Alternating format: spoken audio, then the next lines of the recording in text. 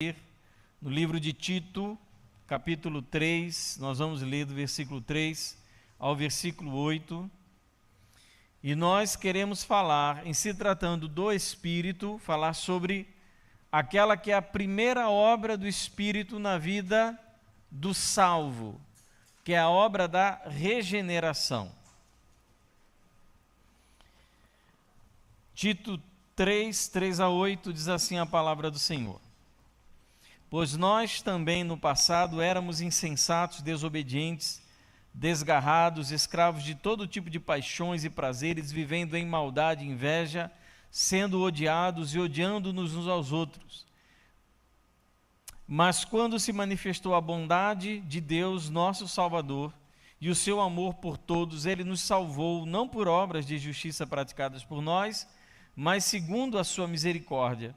Ele nos salvou mediante o lavar regenerador e renovador do Espírito Santo, que Ele derramou sobre nós ricamente, por meio de Jesus Cristo, nosso Salvador, a fim de que, justificados por graça, nos tornemos seus herdeiros, segundo a esperança da vida eterna.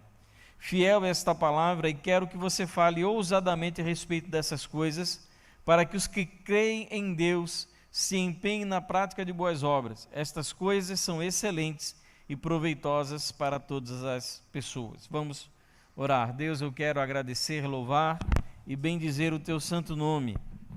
Ó Deus, e que o Senhor fale conosco no culto dessa manhã, por intermédio dessa palavra, que para mim no estudo foi tão enriquecedora e desafiadora. Então, Pai, em nome de Jesus, aplica ao nosso coração, em nosso coração, a Tua palavra, pelo Espírito Santo que em nós habita. É a nossa oração em nome de Jesus. Amém? Você pode sentar. Queridos, nessa manhã nós queremos falar com os amados sobre aquele que é a primeira obra do Espírito na vida do salvo, que é a chamada regeneração, que é o termo utilizado aqui em Tito capítulo 3.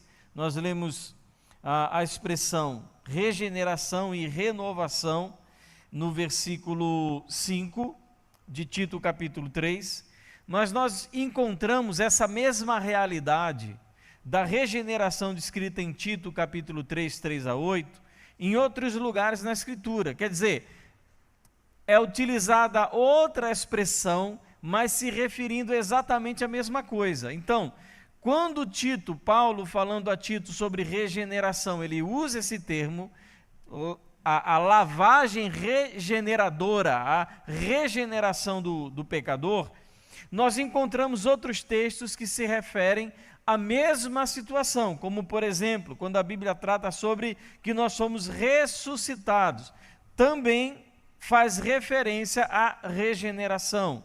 Quando diz que nós recebemos uma nova vida, também é uma referência à regeneração.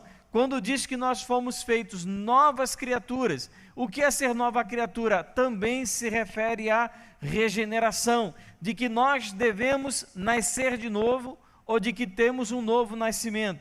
Está fazendo referência a quê? A regeneração. Quando está falando sobre que nós somos restaurados, também está falando de regeneração. Então, esse termo, regeneração, que é tratado por Paulo em Tito, ele também é tratado de outras maneiras em outros lugares da Escritura, mas eles vão fazer referência à mesma ação do Espírito na inauguração da vida do cristão. A obra de regeneração é atribuída em muitos lugares na Escritura ao Espírito Santo, como 1 Pedro 1,3, Tiago 1,18, João 3,5 a 8 e 1 João 3,9. Nós encontramos que o Espírito Santo é uma figura central nesse processo de regeneração do pecador. E a Bíblia, em todos os lugares que nós encontramos, ela vai excluir dos seres humanos qualquer tipo de participação na regeneração. Ou seja, a regeneração, ela acontece no ser humano sem qualquer ajuda ou intervenção do próprio ser humano. 1 Pedro 1,23, João 1,13, Mateus 16, 17, Tito 3,5, como nós vimos, e Efésios 2, 9 e 10, vão mostrar que a regeneração é uma obra que o Espírito opera no ser humano, independente de sua atuação. Então, o Espírito, ele não necessita da ação humana para que o Espírito regenere o ser humano. É uma obra exclusiva do Espírito, no que diz respeito à sua ação soberana.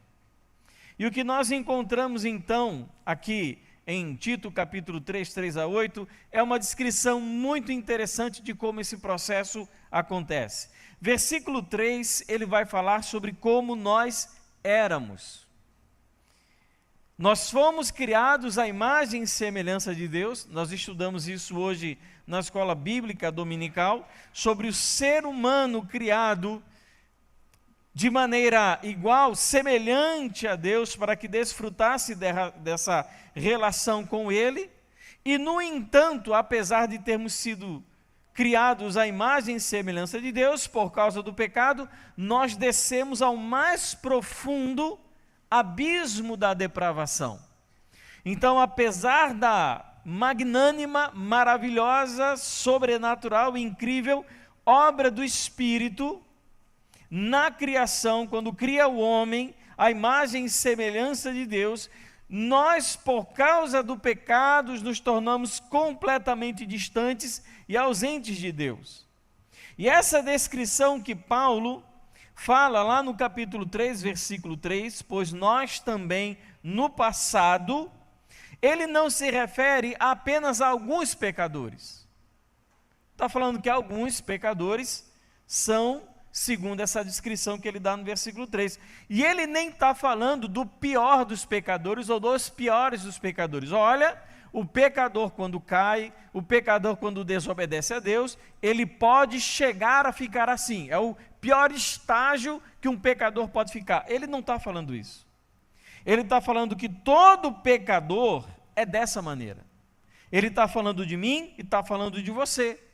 Então, essa descrição que nós encontramos no capítulo 3, versículo 3 de Tito, não é uma descrição do pior estágio em que o ser humano pode chegar. É a descrição do estágio em que todo pecador chega.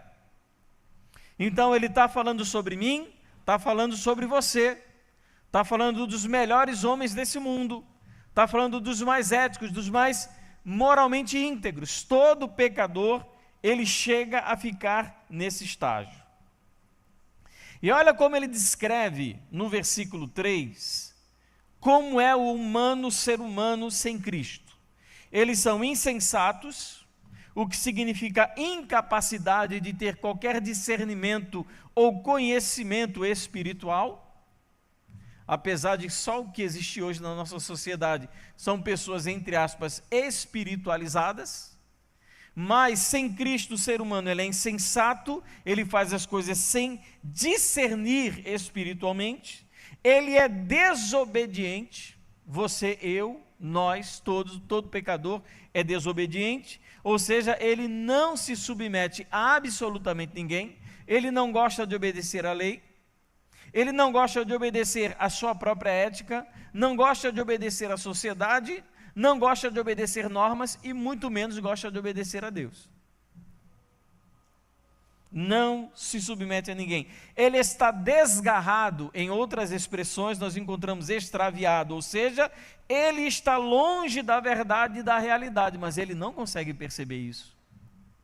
O ser humano acha que está tudo bem, ele acha que é livre, ele acha que tem aí o completo domínio e controle da sua vida e da sua existência. Ele está desgarrado, está desviado, longe de toda a verdade e de toda a realidade. Ele também é escravo, porque o próprio texto diz, a sua vida é controlada por todo tipo de desejo pecaminoso.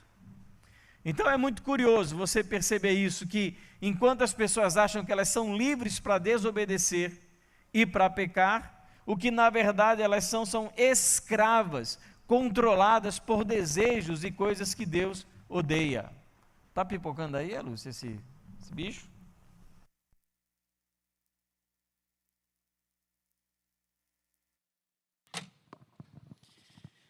das coisas que Deus odeia. Então ele é insensato, desobediente, desgarrado, escravo, ele vive em todo tipo de maldade e inveja. Maldade é a disposição da mente para o mal. A disposição do pecador sem Cristo é de fazer aquilo que é ruim. E ele também é invejoso. O que é inveja é odiar alguém por ela ter algo que ele não tem. Eles são odiosos, ou em outras versões, detestáveis. É o tipo de aversão provocado pelo pecador. Quando você olha para um pecador, essa pessoa é detestável, é desprezível. Isso é o que Deus pensa do pecador. E ele, no final, estão se odiando uns aos outros. Existe socialmente uma mútua aversão. Isso é tão sério, é tão importante, que nós gastamos boa parte da nossa vida treinando, capacitando nossos filhos a aprenderem a viver em sociedade, a serem menos odiosos e odiarem menos as pessoas. É isso que a gente faz em escola. É isso que a gente faz dentro da nossa família. A gente utiliza boa parte do nosso tempo tentando domesticar os nossos filhos para que eles aprendam a ter uma vida minimamente ética dentro da nossa sociedade. Às vezes, esse processo socializador, ele falha, por várias razões, tanto da própria família, quanto da própria sociedade, quanto da própria pessoa. Mas a nossa luta, a nossa busca é para domesticar esses grandes pecadores que somos nós. Então, a descrição que Paulo faz no versículo 3 do capítulo 3 de Tito, não é nada elogiosa. Na verdade, é bem comprometedora. É bem ofensiva mesmo. Nós somos assim. Todo pecador sem Cristo está nessa situação, e nós encontramos em outros lugares da Escritura maneiras diferentes de se referirem ao estado no qual está todo pecador. E Efésios capítulo 2 diz que nós estávamos mortos em nossos delitos e pecados. Morte espiritual, distanciamento. Nós lemos em Jeremias que o nosso coração é completamente corrupto, desesperadamente mau. Todo o tempo é maldade, o nosso coração é um poço de adultério, de todo tipo de pecado, de todo tipo de ira, de inveja.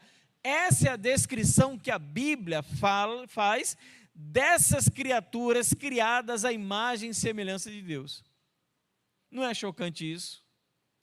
Você acorda de manhã,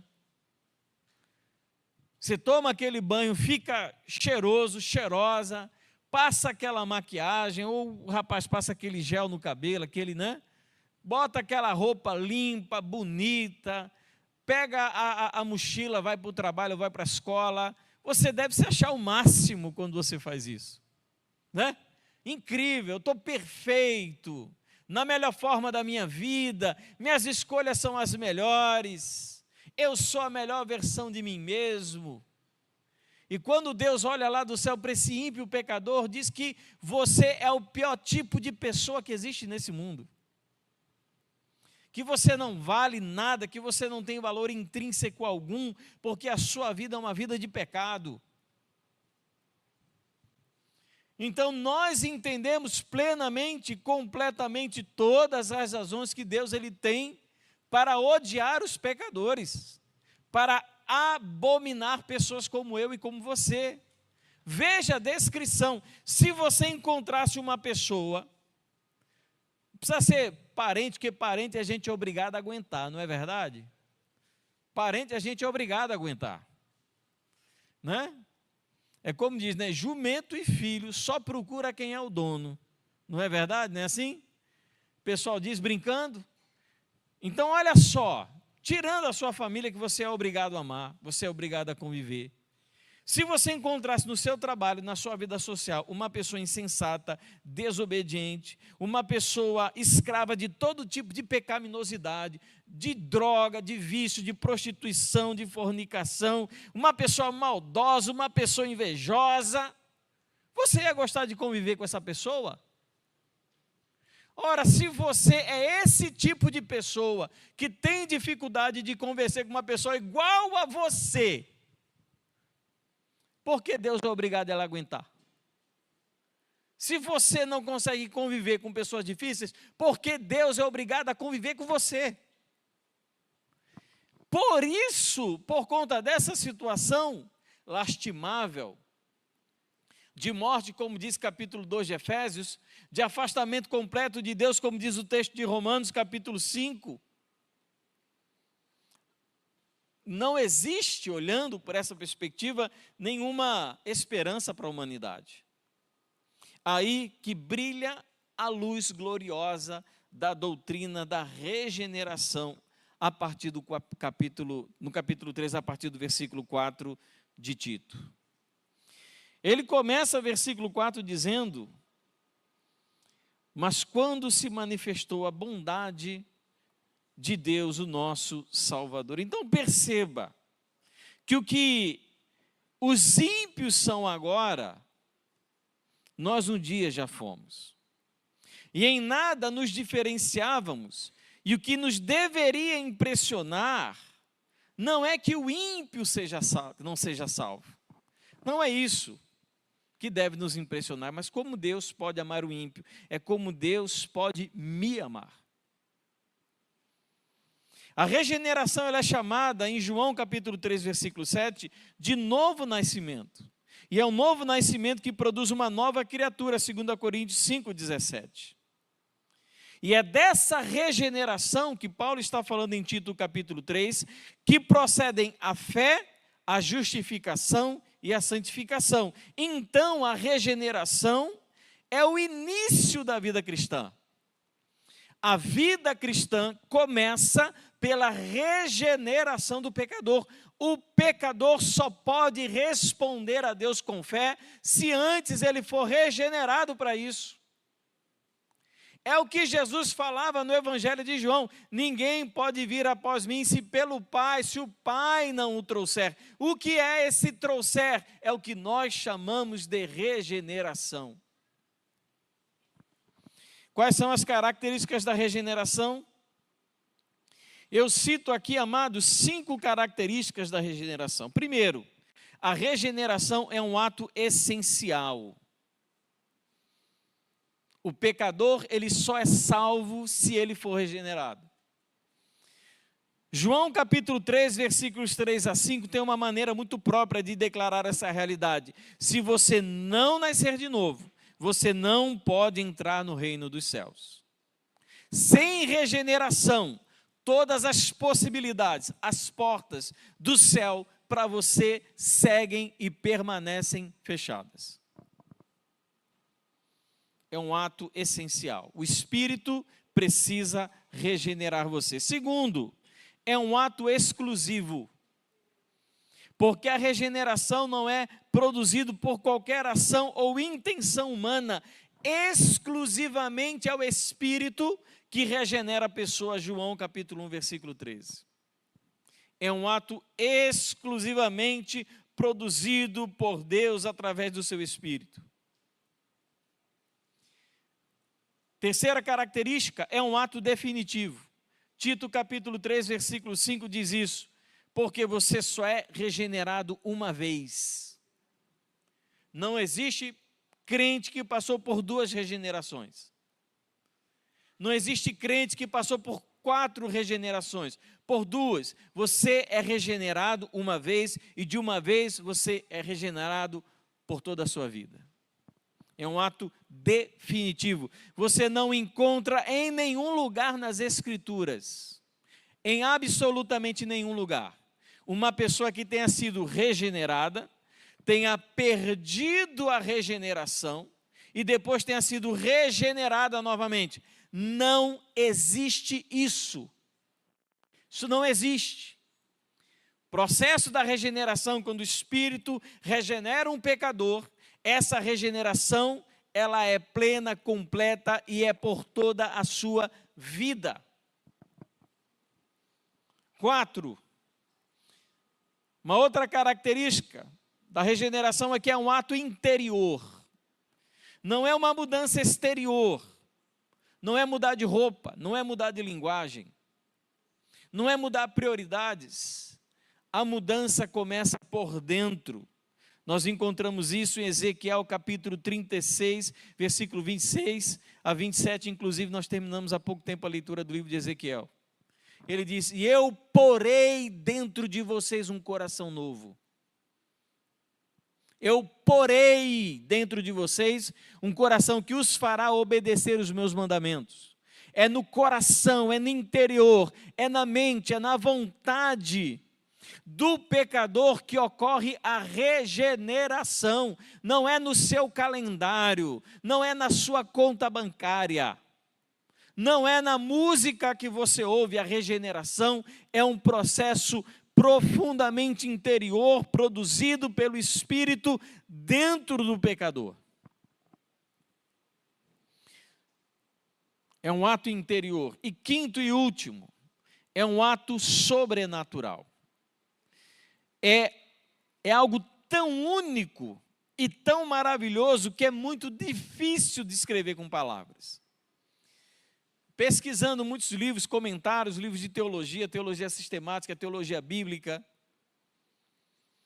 é muito difícil você encontrar alguém descrever de maneira apropriada o que é a regeneração, porque é tão milagroso, é tão fora da nossa realidade, é tão incompatível com a nossa natureza, que é difícil de descrever exatamente o que a regeneração produz no pecador.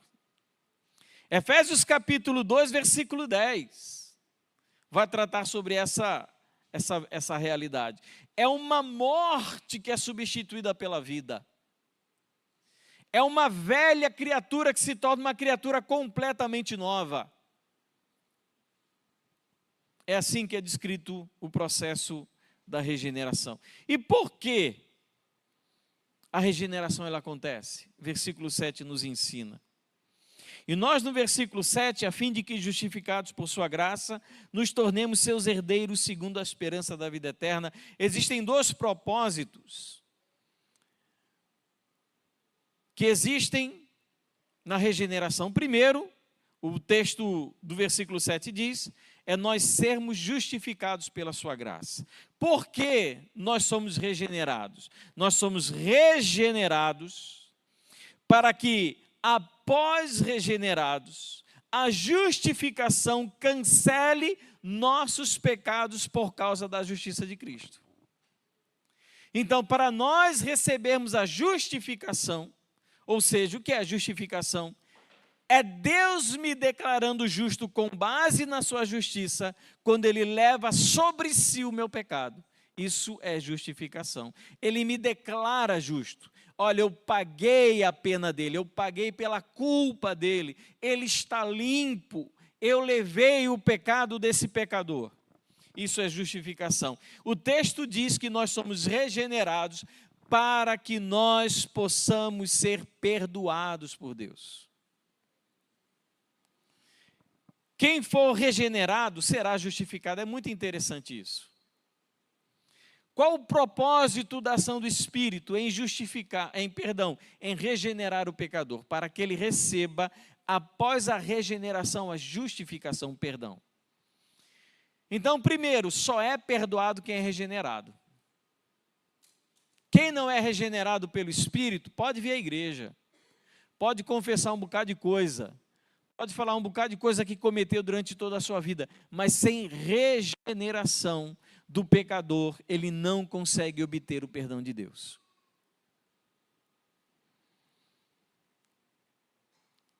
Então a regeneração, ela produz a justificação.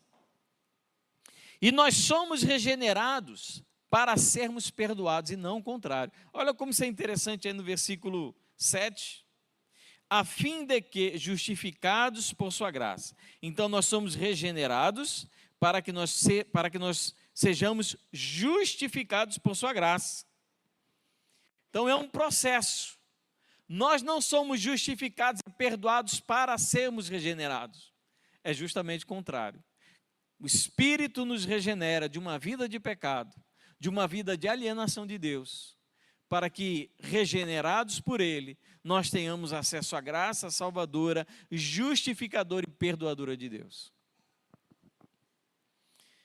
Por isso que Romanos capítulo 5, versículo 1 diz que nós temos paz com Deus, nós que fomos justificados. Então, o primeiro propósito da regeneração é que nós sejamos justificados pela graça de Deus, para que sejamos perdoados. E segundo propósito, ainda diz no versículo 7, é sermos herdeiros da vida eterna.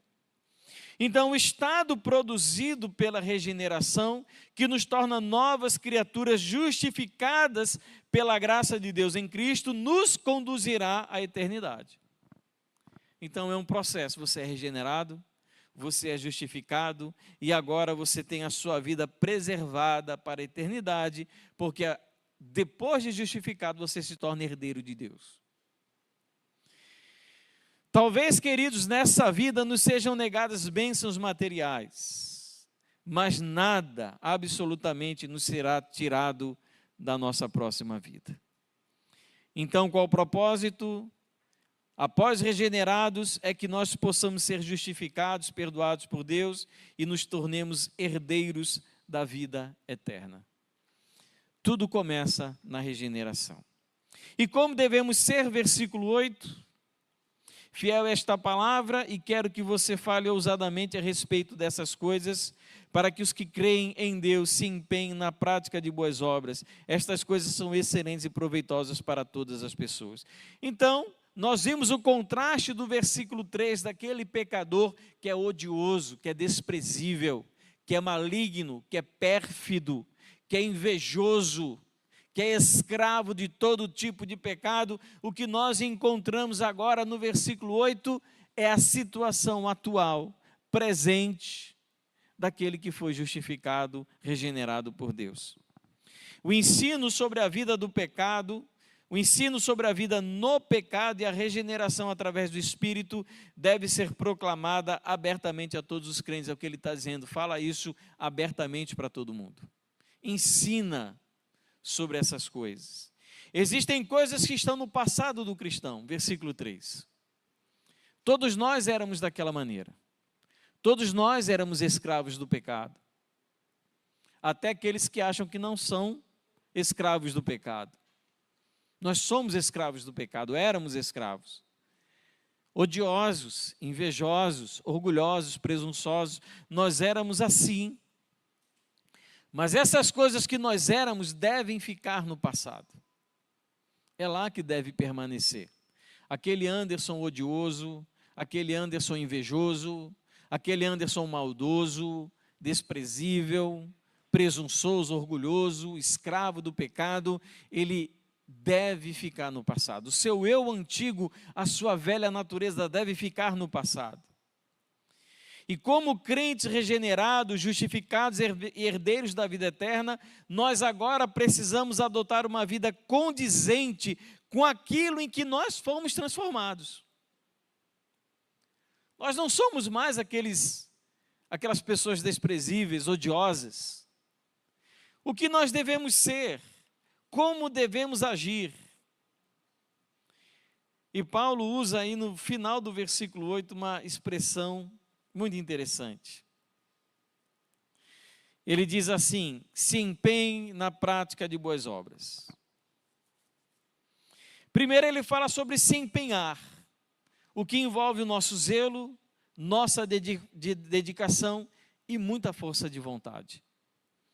Então a prática daquilo que é bom, a prática da justiça, da honestidade, do bem ao próximo, da compaixão, do amor, do evangelismo, da doação, da sensibilidade, do companheirismo. Essas práticas, elas necessitam e exigem de nós zelo, dedicação e vontade. Então são coisas, é um tipo de vida que não vai cair do céu, não é o anjinho com asas branquinhas, carregando uma espada na mão que vai tocar na sua vida e vai transmitir a você um tipo de vida boa, abençoada, compassiva, amorosa, menos egoísta, mas uma vida mais altruísta. Não é um anjo do céu que vai fazer isso, ele está dizendo que nós precisamos nos empenhar para fazer isso. Então, primeiro, ele fala sobre ter zelo, dedicação e vontade na prática dessa nova vida.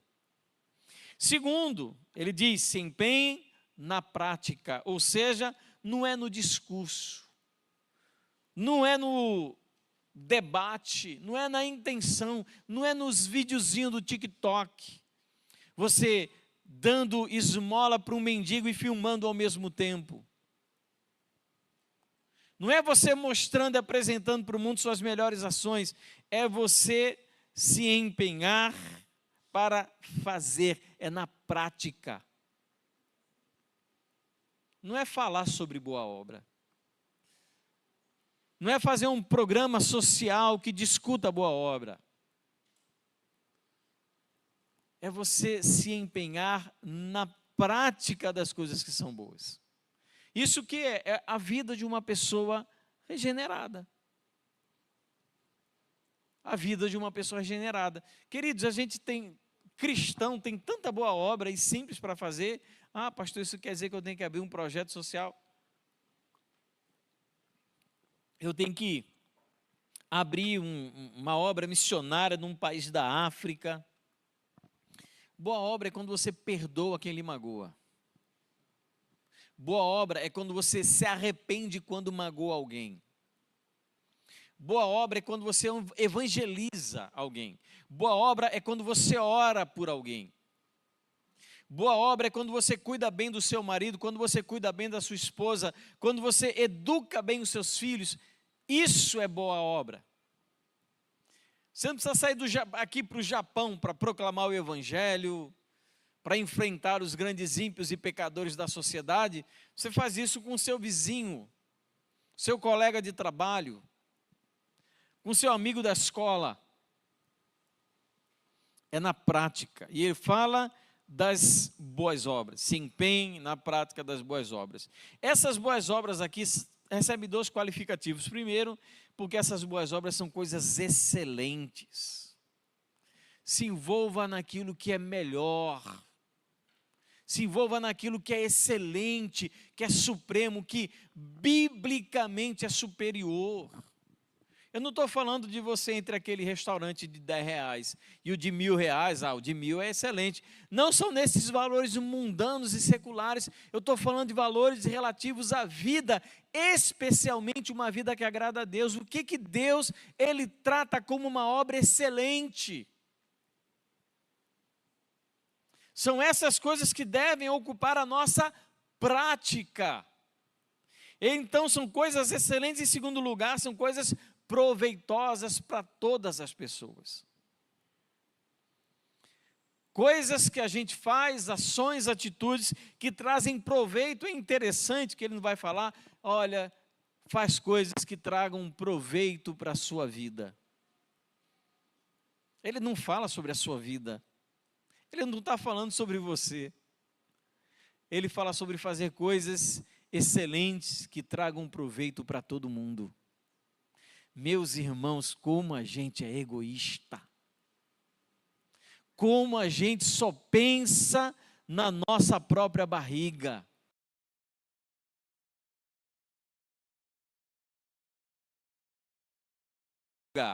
Em segundo lugar, a gente pensa de novo na gente. Nós somos egoístas demais, irmãos. O que ele está dizendo? Você procura fazer coisas boas, excelentes, que tragam proveito para todo mundo. Não pense, cada qual em si mesmo, mas principalmente pense naquilo que é dos outros.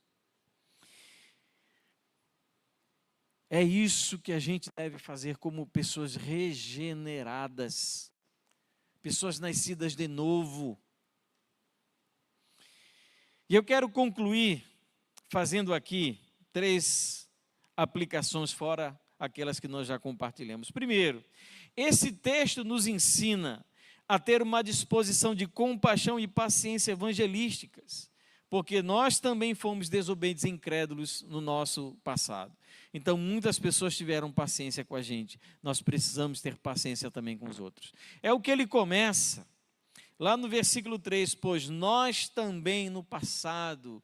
É interessante que Paulo, nesse contexto de Tito, capítulo 3, ele está falando sobre como o crente deve viver na sociedade, especialmente no que diz respeito às autoridades governamentais. O que ele está dizendo? Tenha paciência com essas pessoas. Eles são pecadores, mas nós já fomos iguais a eles. Então tenha paciência com os pecadores, porque assim como eles não valem nada, são ímpios, pecadores desprezíveis, você foi do mesmo jeito e até pior.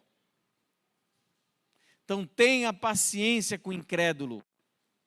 Eu não estou falando aceitar e concordar com o pecado que ele pratica, mas pregue o evangelho com insistência, amor e graça. Então esse texto ele está nos dizendo que o nosso propósito de ter uma vida boa nesse mundo de prática de boas obras é para que a gente possa mostrar como o evangelho é vivido na prática. Segunda aplicação, em relação a nós mesmos, eu estou falando de você e estou falando de mim, nós precisamos ter 2 sentimentos. Primeiro, um sentimento de repulsa por si mesmo no passado, pelo tipo de pessoa que era e pelos pecados que cometia. Então, quando você olhar para o seu passado, tenha nojo dele. Lembre com saudosismo do cativeiro onde você estava aprisionado. Não lembre com qualquer tipo de gratidão as besteiras que você fez. Todas elas custaram a morte de Jesus. Então tenha nojo, tenha desprezo pelo tipo de pessoa que você era. E segundo sentimento, tenha gratidão por aquilo que o Pai operou em você através de Jesus e do Espírito Santo. Olha como eu era, olha como eu sou. O que eu sou hoje foi possibilitado pelo lavar regenerador do Espírito. É Ele quem me salvou e proporcionou um novo tipo de vida. Me tirou da escravidão, me tirou do pecado, da condenação. Eu odeio o que eu era, mas eu agradeço a Deus por aquilo que eu me tornei. Meu irmão, se você não pode falar isso, se não tem diferença do antigamente para o hoje, será que você foi regenerado mesmo?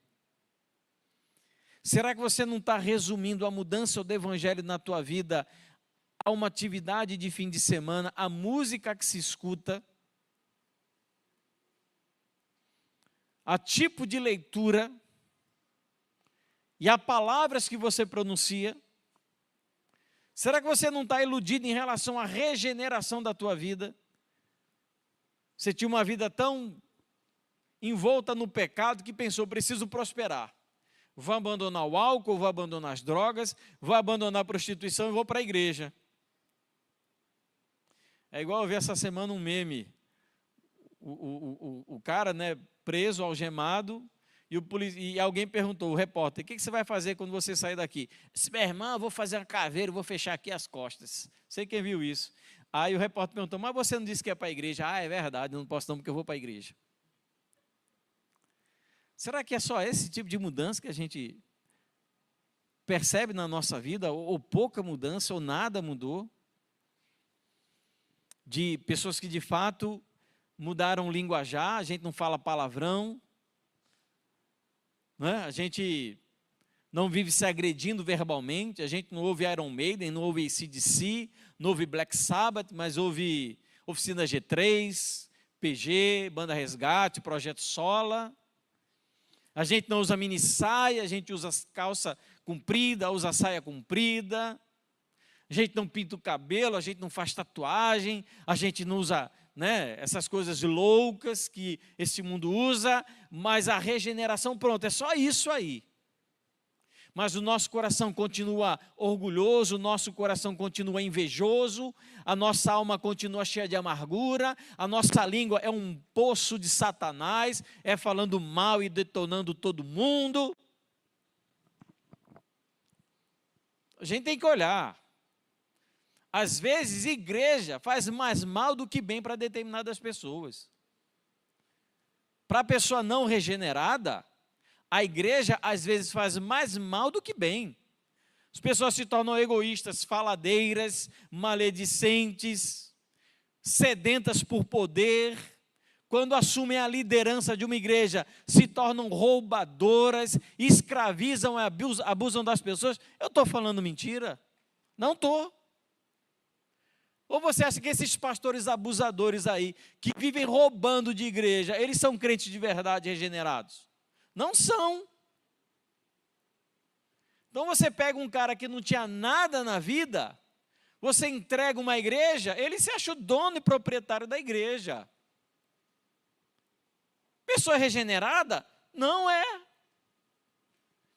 Então, igreja para uma pessoa não regenerada, às vezes faz mais mal do que bem.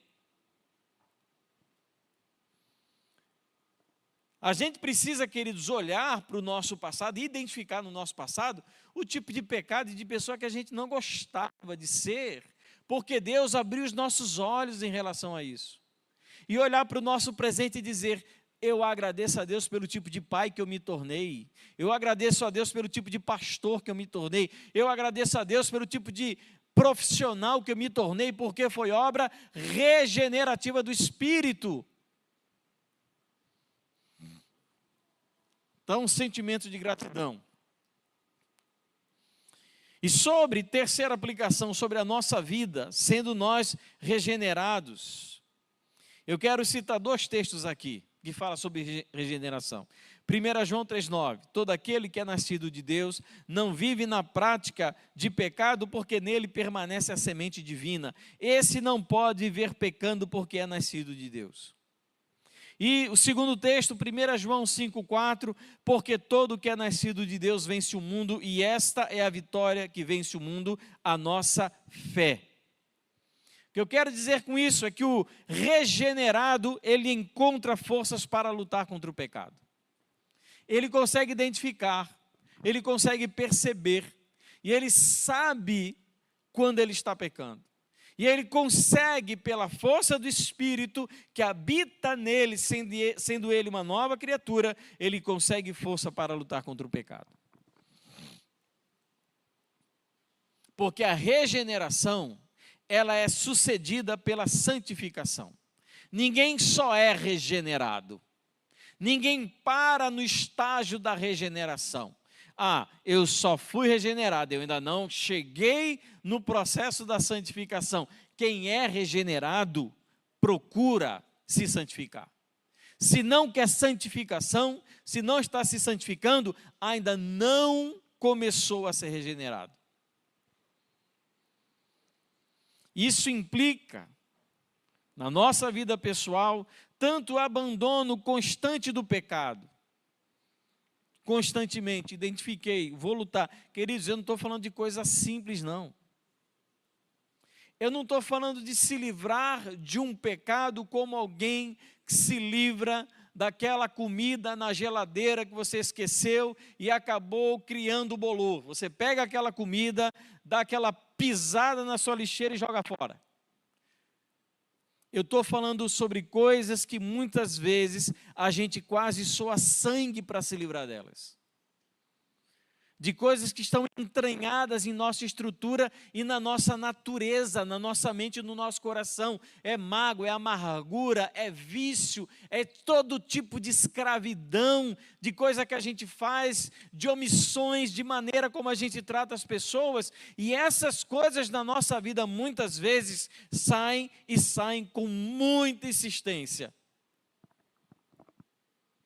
Ora, a gente pode lembrar aqui do apóstolo Paulo, o homem que teve visões do terceiro céu, foi fazer um seminário com Jesus diretamente da eternidade. E quando ele voltou, o que aconteceu? Para que ele não se orgulhasse daquelas visões, Deus ele colocou na sua carne um espinho. O que Paulo fez? O que qualquer pessoa faria? Ele foi orar. Orou 3 dias seguidos, de um jejum ininterrupto. No final desse período, o que ele fez? O que Deus fez? Olha, a minha graça te basta, porque é na fraqueza que se revela a minha força. E ele não tirou esse espinho.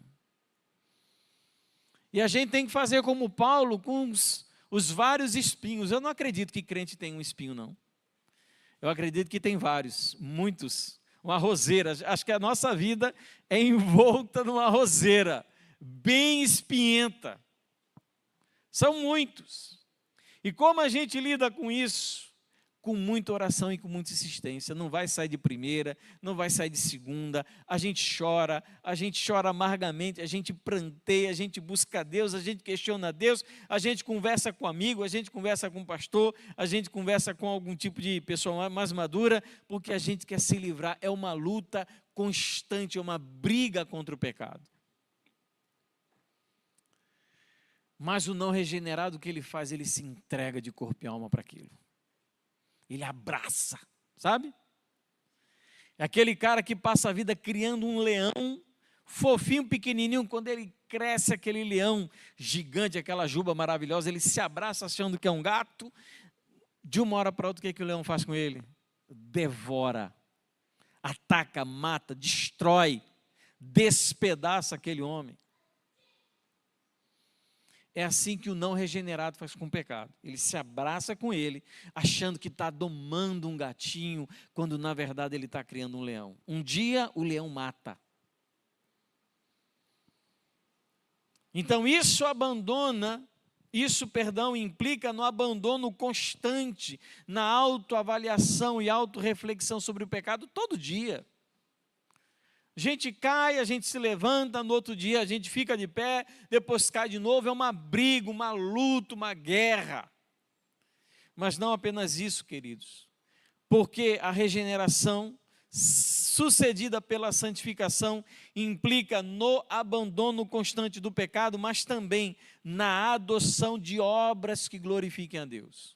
Não é só o que você vai abandonar, mas é o que você vai fazer a partir de agora. O que eu faço agora com essa nova vida que eu recebi de Deus?